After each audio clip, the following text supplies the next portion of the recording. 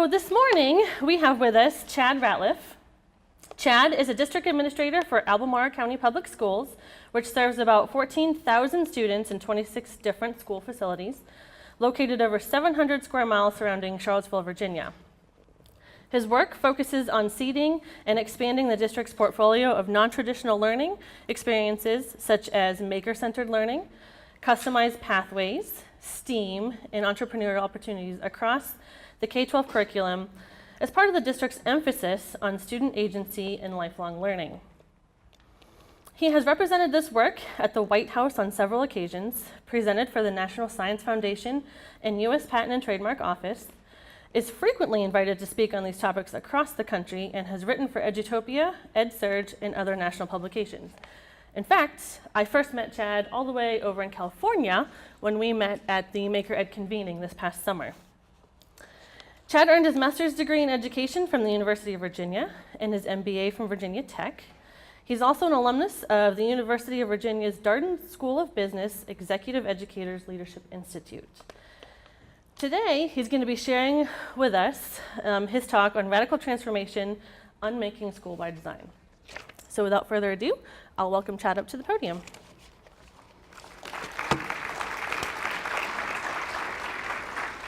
Fun.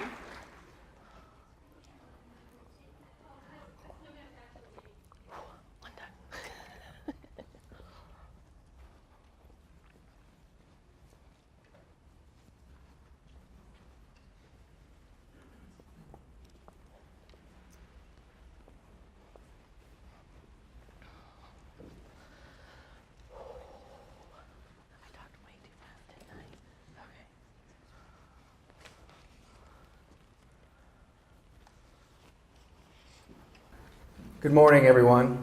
I am Chad Ratliff, and thank you, Jamie, for that warm introduction. I really appreciate this, and I'm very excited to be here. And it seems like just last week we were in California, but when you said over the summer, I'm realizing how quickly time is flying by.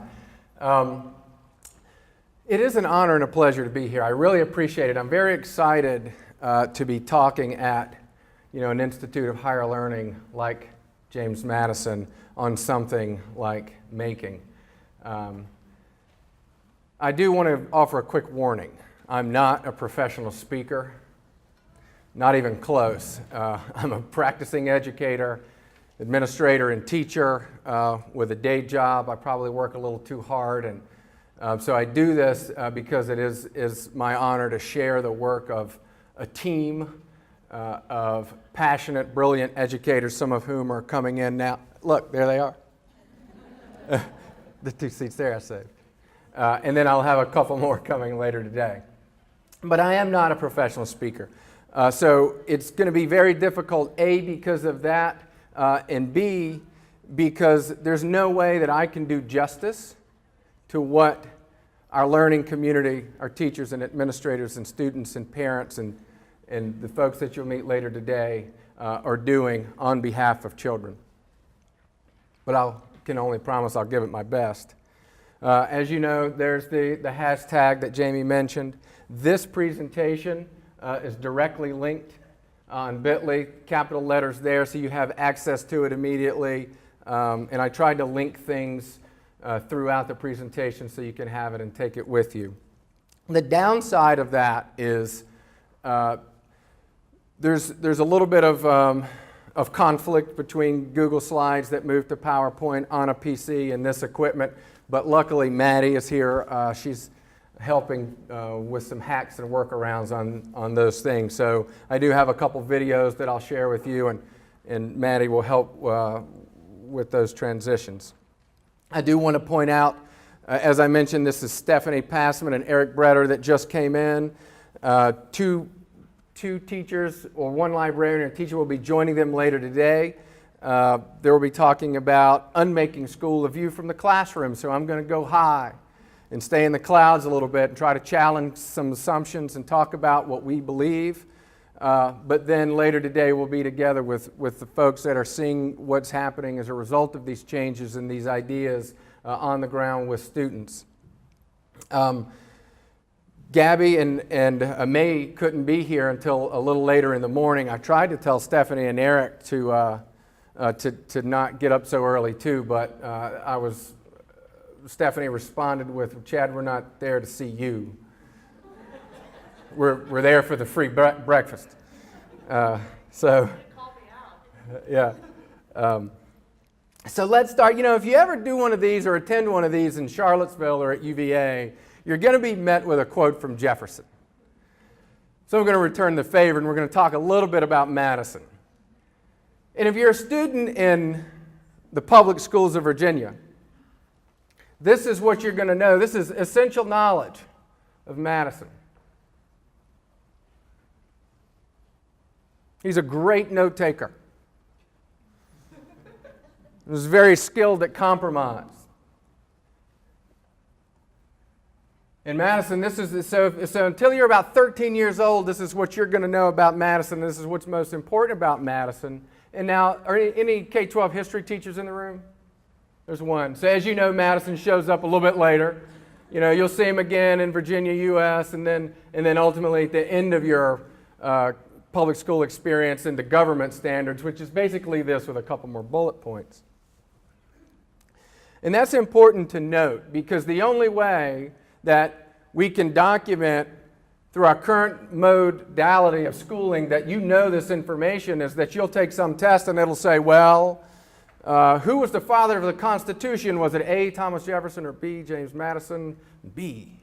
Or if it's really tricky, it might say, why was Madison called the father of the Constitution? And you might say, well, he was good at conflict resolution, but they'll trick you because it might not say he was also a really great note taker. But this is what Madison believed, and what folks don't know and what's not widely known about Madison is that he was actually a strong advocate for public schooling, even though it took a while to get it moving in Virginia. Madison was definitely an advocate for it. This is from a letter that he wrote to a Kentucky legislator when Kentucky was struggling with how do they take public schooling down into the primary levels. And he writes, "What spectacle can be more edifying or more seasonable than that of liberty and learning, each leaning on the other for their mutual and surest support?" And surely he was talking about from a societal level, from the country perspective. But think about this from the individual perspective. And it's surely the way that we learn about Madison was in no way the way Madison learned about the world and learned how to think. Donald Robertson came over from Scotland. He was highly educated and enlightened individualist. He came to the colonies, like so many others, to seek a fortune, but to also freely teach his beliefs in independent thought. He was heavily influenced by Locke's essay concerning human understanding, which some might argue John Locke was the true father of progressive education. Madison was homeschooled by his mother until he was age 11. And then he goes to the Donald Robertson School, which was for the elites to get this kind of Enlightenment education as it is today.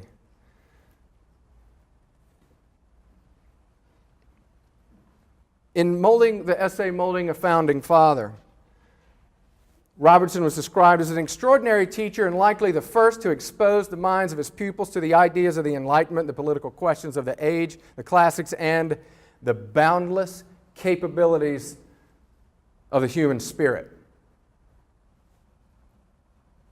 How many here today can say that about a teacher that they had in their career? I can.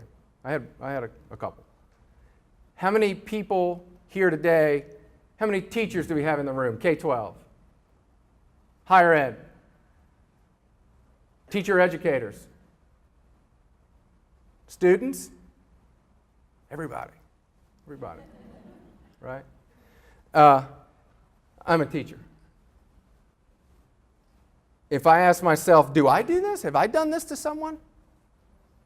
I hope so, but it's a hard question.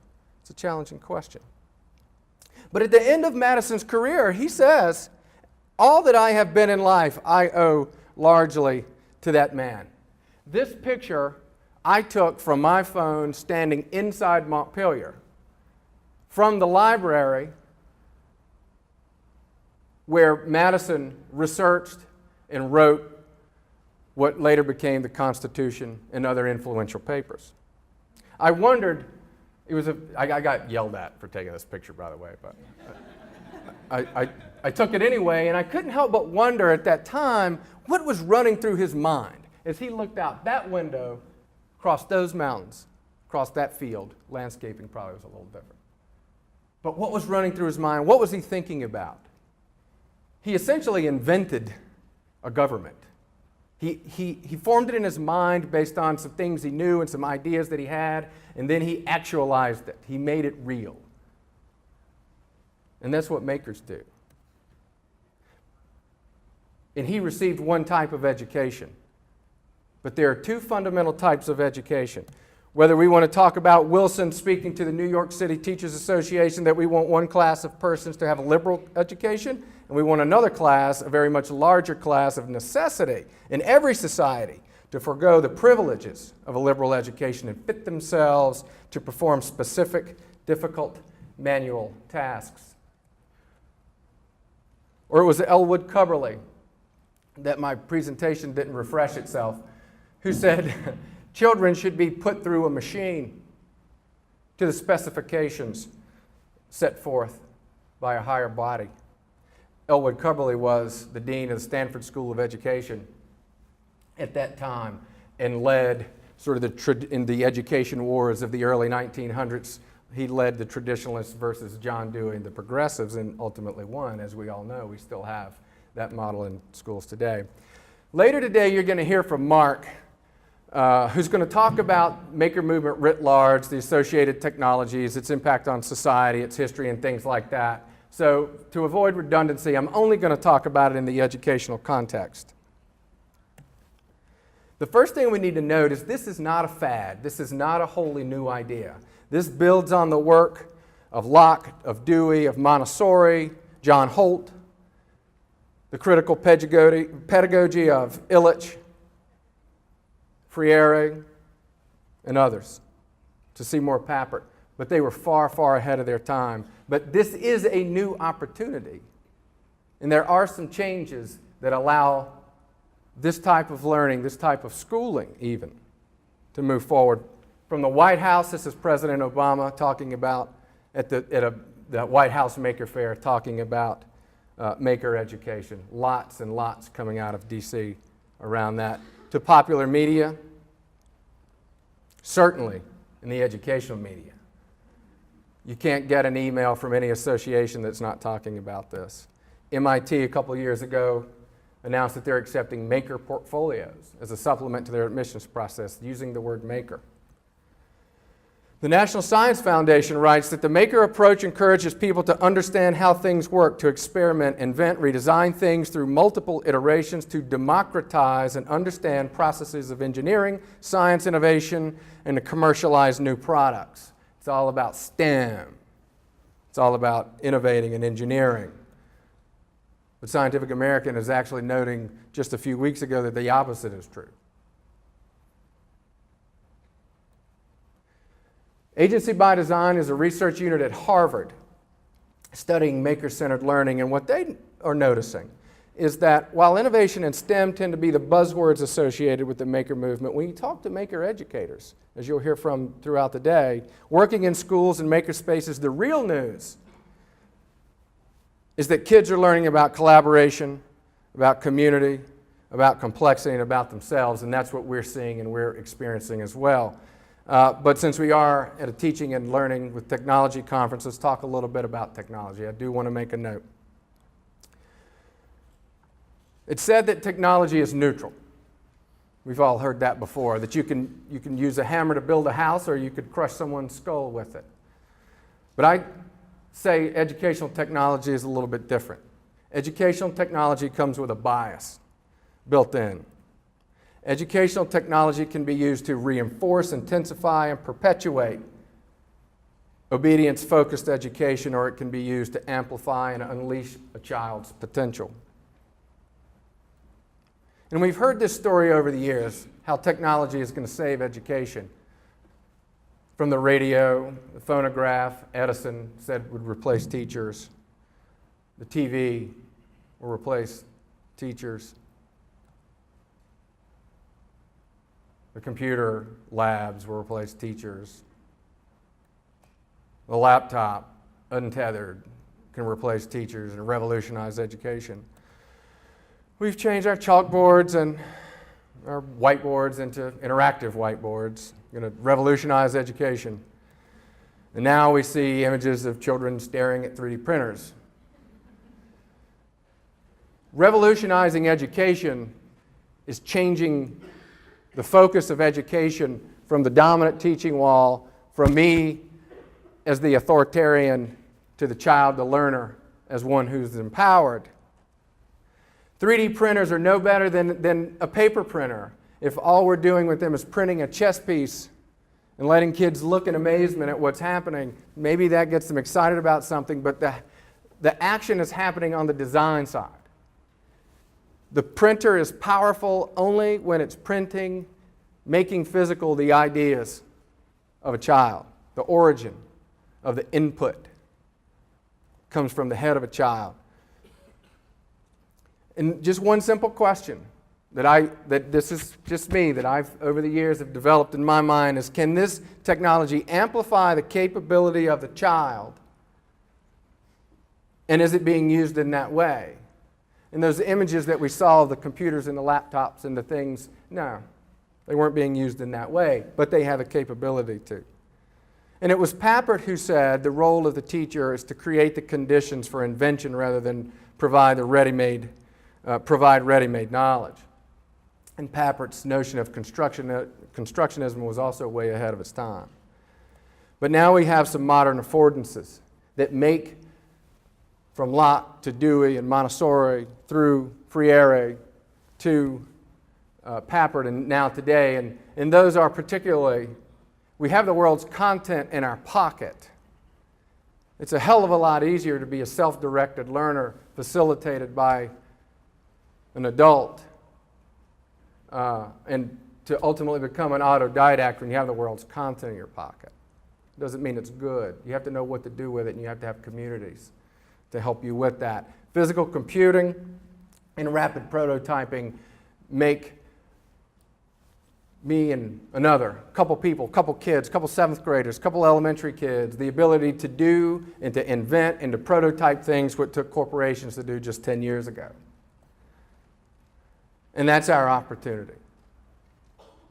You heard a little bit about Albemarle County, 26 schools, we're over 700 square miles, and we are in the top 3 of U.S. counties in the country with regard to income inequality. People tend to think that Albemarle is this, we surround Charlottesville, we're this wealthy, and there is a concentration of wealth in Albemarle County, but that's not all that's there. And it's also important to note that this is a 10-year journey that we've been on. We didn't decide 2 years ago that we were going to be a maker district or we're going to catch this maker, the latest fad. We started with, about a decade ago, our lifelong learner competencies. And this is our common core. And there are 12 of them. And they are here for you to see. And ultimately what they do is if we can get through these, when kids leave Albemarle County, they've learned how to learn, not what to learn. They've learned life. But this was accelerated by the maker education phenomenon, which we tend to believe allows us to reconceptualize the public schooling experience. It started formally with us about 3 years ago when we prototyped ourselves, and we took our most traditional learning environment, which is the summer school, elementary summer school for at-risk students that weren't achieving. And we turned those, completely flipped them into maker academies. This is a quick video.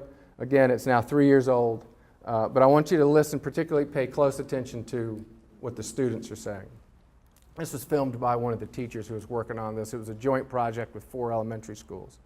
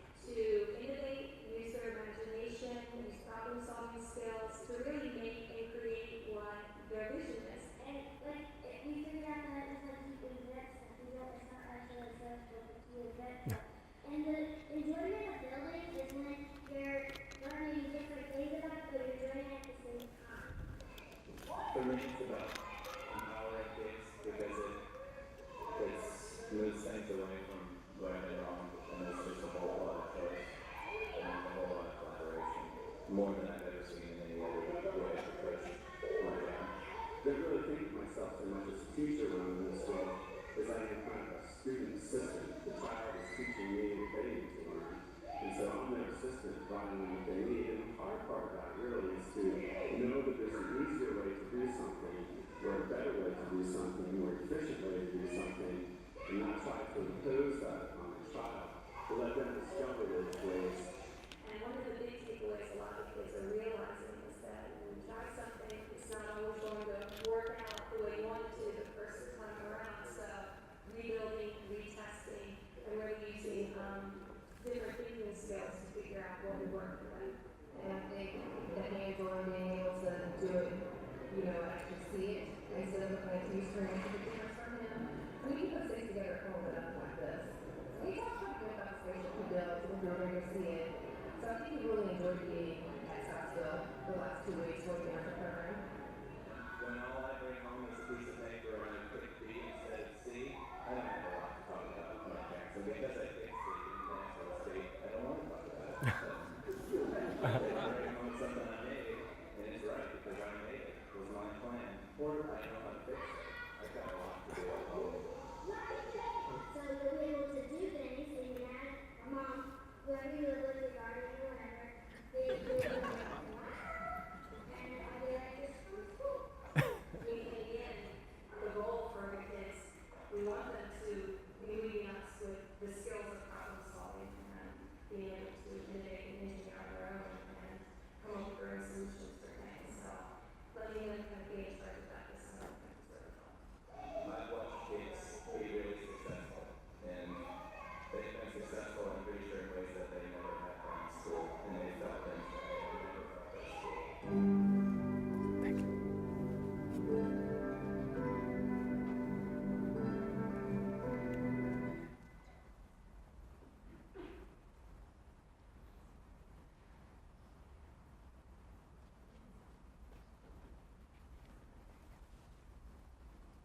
Maddie. Thank you. We're also reimagining, we're also reimagining the high school experience too. This is Josh. Josh was one of our most troubled youth who found himself just a couple months ago at the White House because of a program that we initiated at the high school called Team 19, which went completely interdisciplinary, trying to engage students who just traditional model of schooling wasn't working for them. Josh goes to the White House. He's invited to talk about that, the summit on the next generation of high schools. He gives a speech. He tells a story, and was the only standing ovation at the end of the day.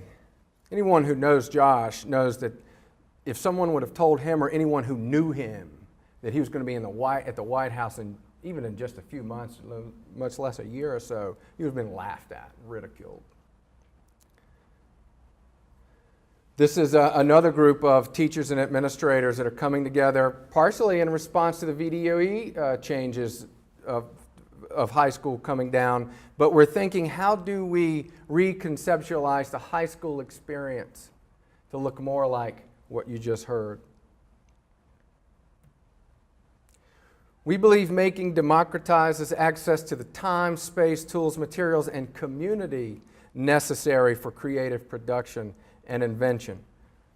These are what we call music construction studios that we have on the periphery of every library in our secondary schools, middle and high. They have, I would argue, been the catalyst to really engage students just with the interest, in some cases, to come to school. The high school principal, the original one, and May Craddock, who's the library, was a real linchpin in our library transitions across the division. She'll be here in a little while, but also in the session later today with Stephanie and Eric. The principal made a joke that before they went down this path and started building out spaces for kids to access when they wanted to, he used to, when he first became principal, he'd have to go up the street to the strip mall. There's a food line and the subway and some other things up there, and he'd have to wrangle these kids to come back to school every day. Now, those kids are still skipping classes. but they're in the library, or they're in Eric's space, or they're somewhere in school doing things that are important to them that then they may be able to take into their classes. This is a middle school lab, high school lab. This is a great student-run, student-organized radio station that's just emerging this year at one of our high schools. We believe maker education starts with the child. That they bring in their interests, their backgrounds, their own enthusiasm. This is a story of Nick. You'll hear from maybe in a video in a few minutes. Nick originated, his idea originated in a middle school, summer school transition that was sort of following up on the heels of what you saw at the elementary schools. And actually Eric led that. He designed an entire several-week experience. A lot of thought went into a process, but what the kids heard on the first day was essentially, what do you want to make? Well, Nick was a baseball player, and he wanted to make a better umpire, as so many of us do. And that's kind of what he did. He built a contraption that could detect balls and strikes, which landed Nick and Eric at the White House. This is a small prototype of his project. He later went on to, he has a patent.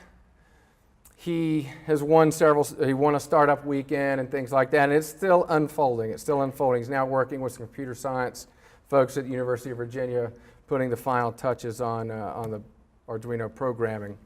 We think making brings content to context. And that's very different. We talk a lot about project-based learning, which usually means project-oriented learning. You learn something that's told at you, and then you go make a macaroni plate or something. And they all look exactly the same. And it's arguable whether that was even helpful.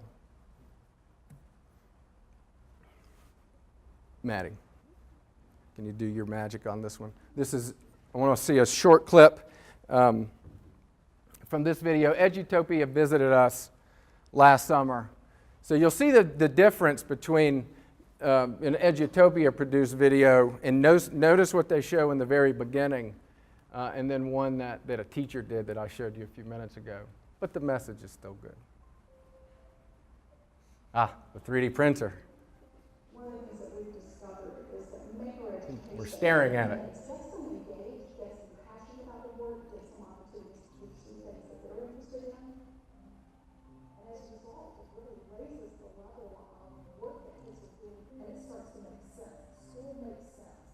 This is our superintendent speaking.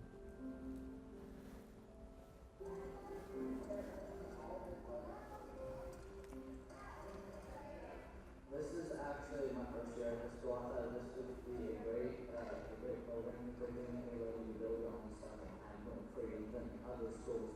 I feel like I'm learning way more than this. We tell students what to do. All they're learning is to comply with us. But there's nothing more powerful to build that sense of intrinsic motivation than making something that really matters to you. And these are your animals. This is my picture helper. Has 11 ladies right here. There's 7 ladies on the bottom right here. They both shoot up and do some photos and things over here. In 6th grade, we really struggled. He struggled in science and math that last year. You had to wake up and like, well, your school, all we're going to do is sit in class.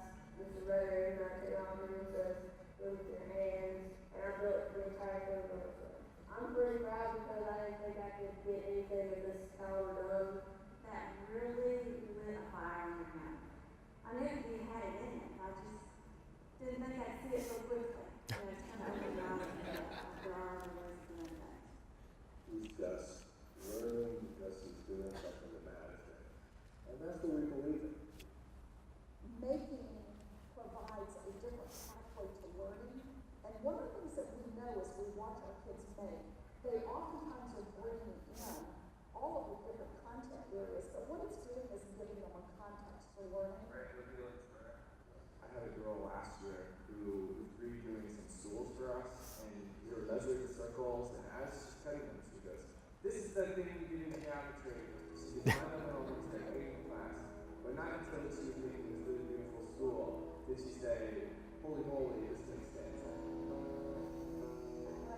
probably the most impactful.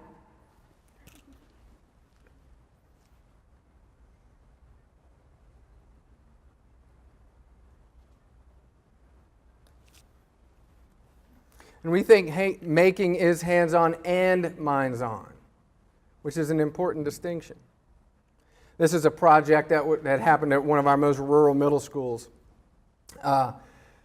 We worked with a former Charlottesville resident. He went to UVA, lives in Philadelphia now. Alex Gilliam, he runs a little nonprofit called Public Workshop. And what he does is he works with kids across the country, and they build and make something in the public interest.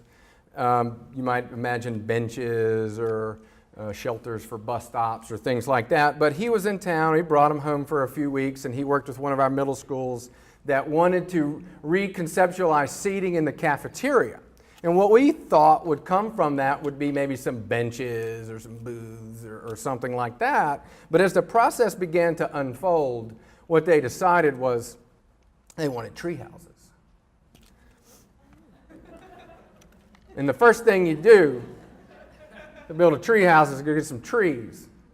And so what we ended up with were these two giant tree houses inside this cafeteria. They have pulleys to bring your trays up and things like that, and they wanted to make sure that they were on wheels. So we were thinking, I don't know if this is a good idea. So we talked to our liability people and all this. And what happened was they would have to tear the tree houses down and build them back and rebuild, and they were iterating through it. And so we finally said, well, let's make this. What if we were building something like this? So we introduced the facilities folks to them and some builders, and they brought in, and they had to build it to specifications. So they're real. They're actual things that exist still in the school day. I've been there. There are other classes sitting in these things, doing things, writing poetry, all sorts of things. We think making empowers the learner. This is Ayawade. Ayawade is in our engineering program, High School Engineering Academy, and what she recognized when she got there was that, you know what, middle school girls really need some kind of experience that opens their eyes to engineering in a non-engineering way, because that's what she was missing. So she approached her teacher and said, you know what I want to do? I want to do a summer camp for middle school girls, and I spent a lot of time over on the Rivanna River, and it's hard to access this really beautiful part, and I'd really like to build a bridge to that to make that part more accessible. So the teacher said, sure, well, let's do this. And so that's what she did. And she engaged these girls around this activity. It's now in its second year running, and she did the entire thing. And then you see she too is educating policymakers in DC of what high school should be about. This is Autumn. Quick words from Autumn. Autumn was part of a summer academy that we ran with support from the DOE, that we would add credit to the making process. Design, Make, Launch Academy was what it was called. Every child earned a credit in entrepreneurship. Some earned a credit in a content area. I'm part of the Design Make Launch program at Albemarle with Mr. Brother, and my project is a excellent kind of science setting, but it's supposed to be more comfortable for students instead of having desks and hard chairs. You're in this thing, it's a swing, and you pull down the desk and you can work inside of it. It's supposed to become like cats. And there's a lot of fun, and what we're doing is trying to help the schools be better for the kids so they enjoy it more, so they can get more. So they can more out of school instead of just coming in like, oh, school, it sucks. And they're like, oh, school, this is really cool. So tell me this. What do the teachers say in the class right now? They love it. They're like, yes. And they're like, oh, yeah, I love it. Thanks.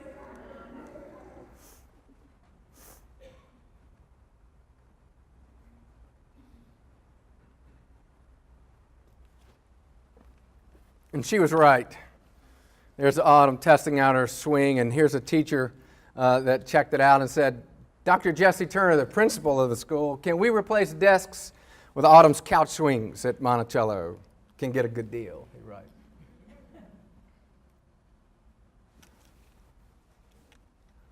And this will be the last clip. I have to show this, though. I'll just let you watch it.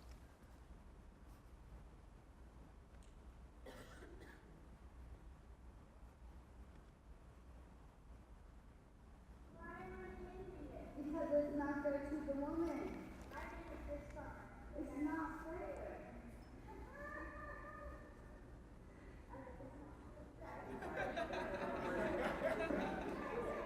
What do you have to say about it?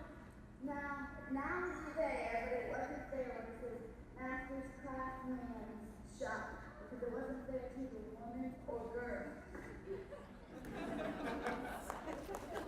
I agree.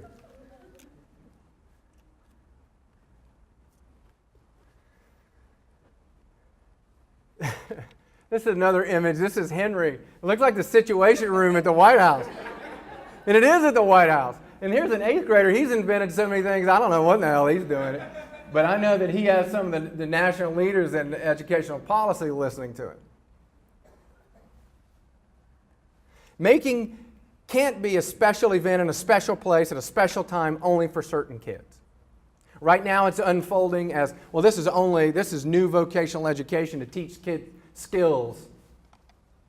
Or it's only for the gifted kids.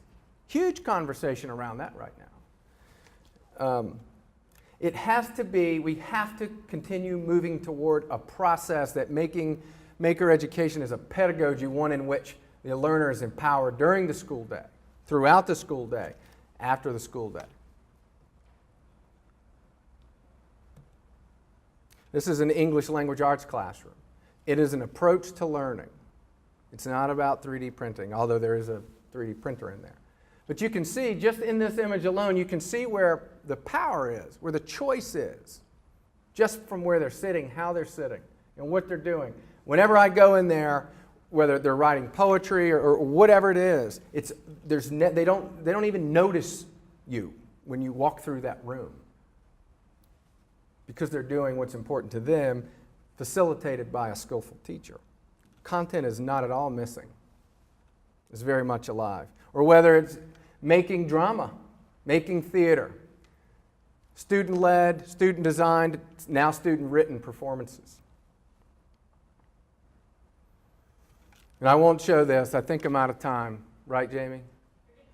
Getting close. This was kind of long. I'll say this. Please watch it. This is Julian. This is a couple weeks ago at New York Maker Faire. Julian gave a 5-minute, which turned into a 7-minute Ignite talk at the Maker Education Forum in New York. I knew Julian was going. I helped facilitate that process to get him there. I had no idea what he's going to say. And I was actually a little nervous about what he might say. But we didn't want to control it. So we let him say it. Julian, like Josh at the White House, Julian was the only speaker that day, to which the crowd responded with a standing ovation. I do encourage you to watch that when you can. And I end with this. Even though the windows may look different in some ways, the question that we have to leave here with and wrestle with today is, how might we ensure that every child has an open window to the boundless capabilities of the human spirit? Thank you.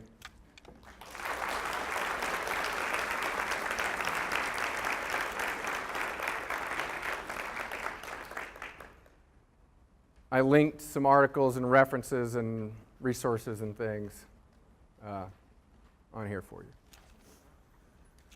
I could, do you want me to do any questions? Can I bring up Stephanie and Eric? Stephanie Passman, elementary school teacher. Eric Bretter, now high school teacher. You saw Eric in the videos. These folks are very open source. We all are. So if you have something at the 3 o'clock that you need to go see and something else, we're always available. You have their Twitter handles and our emails, and we're easily accessible. But any questions? I know which one will come up. Maybe you should ask it, because they're not. No. No? The question that I would say would come up was, how do you assess it? Anybody wondering that? Yeah. And that is a big topic, and I bring that up because there are lots of ways you can assess it, but it's something that particularly this group, we have to be thinking about. We have to be serious about this. We have to get it right this time. Assessment is one of those things. Restructuring the cells and bells model is another thing. But we have to get serious about how we're looking at this. We know what's happening. It's happening across the country in schools that are taking advantage of the public schools. It's been happening forever in elite schools, in some types of elite schools, for those who can afford $20,000 to $30,000, $40,000 a year. But we think all kids should have access to this. And we think that this type of education draws out the giftedness in every child. So I encourage you, and there's some writing, I linked to some about assessing maker education, but I encourage you to be very thoughtful about this and be very thoughtful about the approach to this. And if you believe in something like this, that this is the type of education that we should be considering, then go all in on it. This is not an anti-intellectual movement. I'm anti-intellectual. But let's all work together on this, please. Thank you. Are the materials and all the tools built into your district-wide budget, or do you guys get grants? How do you maintain all the materials and stuff? All of the above. Most of it's repurposing and rethinking existing budgets. A lot of this is done on the cheap. Those are definitely questions we could talk about later today and some of our approaches to do that. But the 3D, you have some high dollar items, laser cutters and things like that. But when you're thinking about making as a pedagogy, as it stands toward learning, you don't have to have those materials. They certainly can accelerate, intensify, amplify the child's capability in some cases. But remember, it's all about the design side. Someone asked me if they were starting a makerspace, what one item they would have to have. Like, what do we have to get first? And I always say cardboard. So there's my budget. Go to the grocery store and ask for lots of old boxes. I'm thankful for that budget. How do you get a teacher buy-in these different ways of teaching? That's a good question. Well, the one thing, and I would love for one of these to answer that question, but I'll preface it with, you can't mandate agency. I can't make someone give someone else power, right? And the problem is, and most of us in this room, by judging by the show of hands, is that we're all very, or I wasn't, I limped through, barely, as you know, particularly in the younger days, my education. But we are products of the system that worked for us, whether we tolerated it or we took advantage of it, however, or we loved it. Maybe we loved it. So I think that it's a challenge for us to think about it doing something radically different. But in terms of, from the teacher perspective, I'd love for one of these guys to. I think the best advocates for this type of education is the children. And when they come to their teacher and they're like, hey, we were doing this cool thing in class over here. I don't like sitting down and listening to you talk for an hour and a half. What's going on? It kind of jars the teacher, like, oh, what am I doing? And I've had a lot of teachers as a result of those conversations with the kids now being more comfortable. And I often encourage children to, ask your teacher, this didn't make sense to me, and in a nice way. But the teachers will then start to come back and, look at my space. I also don't have a physical wall in my room, which is really cool. So it's it's there. You can't deny it. So it's kind of like those things. I'm very transparent. I reach out to teachers when I see a cool connection, and teachers like me do that. I invite them to events and things like that, so they either choose or not. But when the kid comes to you and says, do you think I could build this, or do you think I could try this? It's really just getting the teacher to say, yeah, give it a shot. Tell that kid yes. And I think that's when a lot of the transformation happens.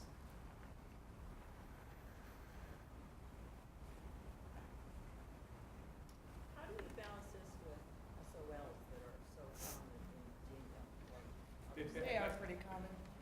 So, how do you do both? Or do you? Chad used one of his phrases in his presentation about embedding content into student context. So there isn't an either or. It is both. And we have these things that are must-dos, and as kids start creating and designing, I think that if you're a master of your content as a teacher, if you have that stuff nailed down, I mean, we were sitting planning this presentation, I was like, Chad, you know what our fourth graders have to know about James Madison? Like, it's garbage.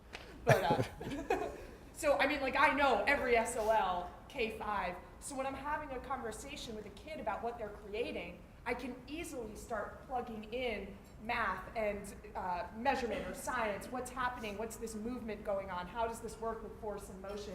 So if as educators we are really competent in the things that we know our teachers have, or our students have to know at the end of a given school year, then we can push that into the things that are already important to them. It means our curriculum map and our lesson plans might look a little messy because you have to trust yourself and the kids to get to that point. Yeah, I'll just add on, it's interesting to watch kids like bring in a worksheet or study for a test or something and talk to them about what they're doing and have a wonderful 5-minute conversation during lunch or something when I just have like a bunch of kids. And that conversation they'll retort back is like, that was really useful, thanks for like helping me think about it like that. And it's just that shift in like, why are you learning this? As opposed to, you need to learn this. I think is like the first step in getting the kids into that like direction. But finding out that teachers can like come back and be like, hey, that project was really cool, the kids really enjoyed it, how do we do more? And the kid's not learning like A, B, C, D, or this, that, this sentence, this standard, this thing, but they're able to like reflect on the whole picture. So they can just apply and think and apply and think, so when anything comes their way, they have that skill, not the knowledge, maybe, if that makes sense.